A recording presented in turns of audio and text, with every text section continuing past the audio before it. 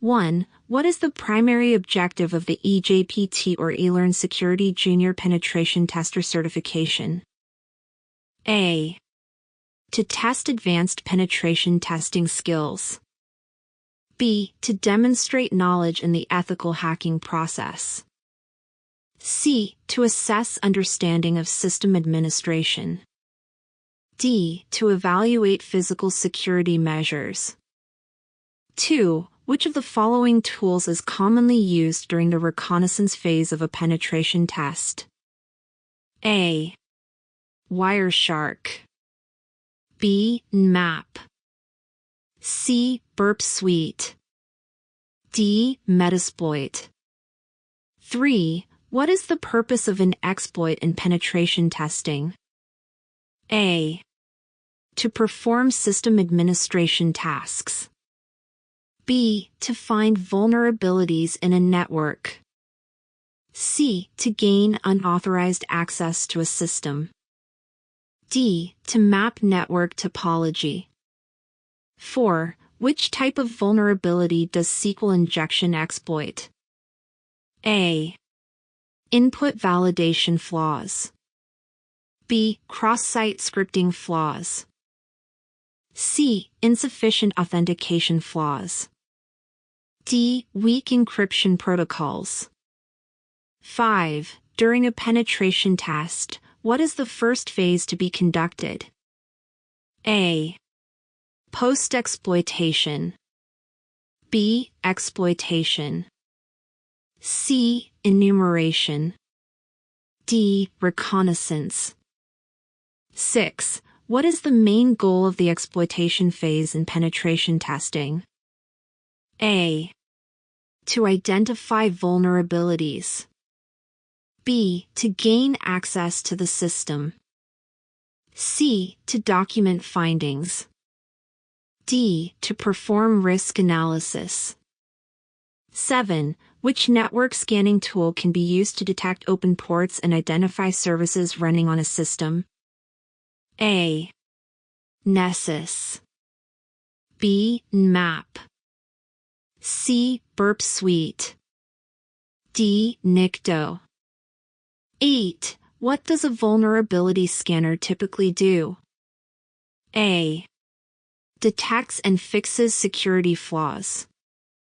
B. Provides suggestions for network configuration. C. Scans for known vulnerabilities and weaknesses.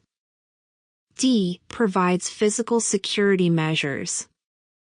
9. In penetration testing, what is the primary function of Metasploit? A. To automate the discovery of vulnerabilities. B. To conduct password cracking. C. To exploit discovered vulnerabilities. D. To monitor network traffic. 10. What type of attack involves intercepting and altering communication between two parties? A. Man-in-the-middle, MITM. B. Denial of service, DOS. C. Cross-site scripting, XSS.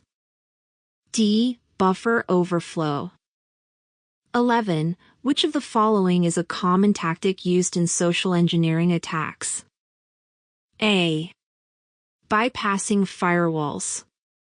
B. Gaining unauthorized physical access.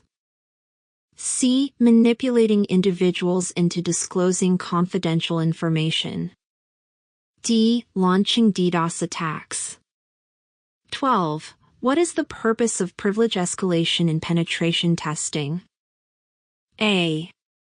To bypass network firewalls. B. To elevate access rights and gain more control over a system. C. To map the network topology. D. To prevent unauthorized access. 13. Which of the following is a common tool for password cracking during penetration testing? A. Hydra. B. Wireshark. C. Nessus.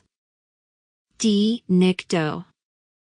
14. Which of the following describes the concept of pivoting in a penetration test? A. Scanning the network for open ports. B. Gaining access to one system and using it to access other systems. C. Performing vulnerability scans on network services. D. Capturing traffic for analysis. 15. What is the primary function of a firewall in network security? A. To monitor network traffic for suspicious behavior. B. To prevent unauthorized access and filter traffic based on security rules. C. To detect malware and viruses in the network. D. To manage user access to network resources. 16. Which of the following is an example of a web application vulnerability? A. Buffer overflow. B. Cross-site scripting, XSS. C. SQL injection. D. All of the above. 17. What does the term banner grabbing refer to in penetration testing? A. Identifying a system's response to specific probes to reveal version information. B. Scanning the system for open ports. C. Exploiting a vulnerability to gain unauthorized access. D. Encrypting sensitive data for protection. 18. Which of the following is not typically part of a penetration testing report? A. Findings and vulnerabilities. B. Exploitation of vulnerabilities. C. Recommendations for remediation. D. Details of the exploitation process. 19. Which protocol is often used to secure communications between a penetration tester and a remote server? A. HTTP. B. FTP. C. SSH. D. Telnet. 20. What does the term network sniffing refer to in cybersecurity? A. Detecting malware. B. Capturing and analyzing network traffic. C. Blocking unauthorized access. D. Cracking passwords. 21. Which of the following is the primary goal of post-exploitation and penetration testing? A. To find vulnerabilities. B. To gather information for later use. C. To exploit discovered vulnerabilities. D. To maintain access to a compromised system. 22. What is the role of ethical hacking in penetration testing? A. To exploit vulnerabilities for malicious purposes. B. To assist in improving system security by finding weaknesses. C. To bypass authentication mechanisms. D. To manipulate network traffic. 23. Which of the following is an example of a denial of service, DOS, attack? A. Crashing a server by overwhelming it with traffic.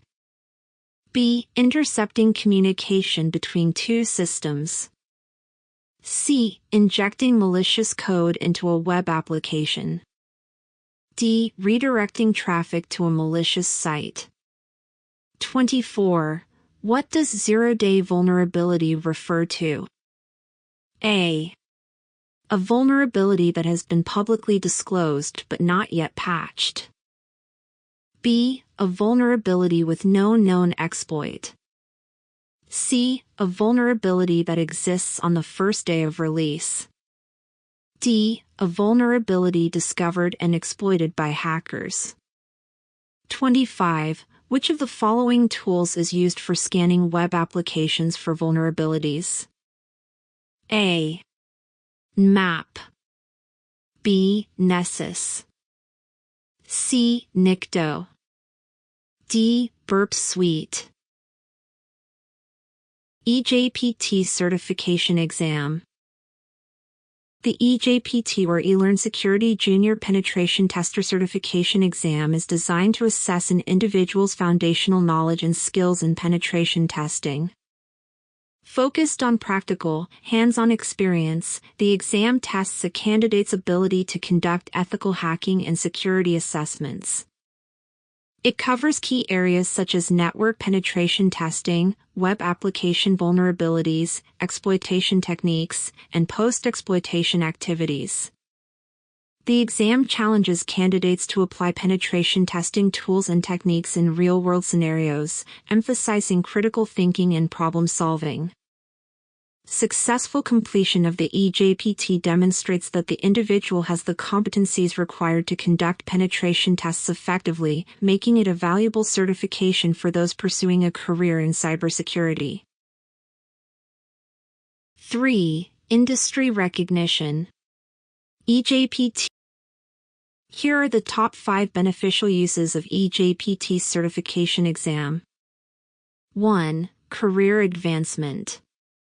The eJPT certification opens up career opportunities in cybersecurity by validating foundational penetration testing skills. It increases employability, especially for entry-level roles, making candidates more attractive to employers seeking certified professionals. 2. Practical knowledge application.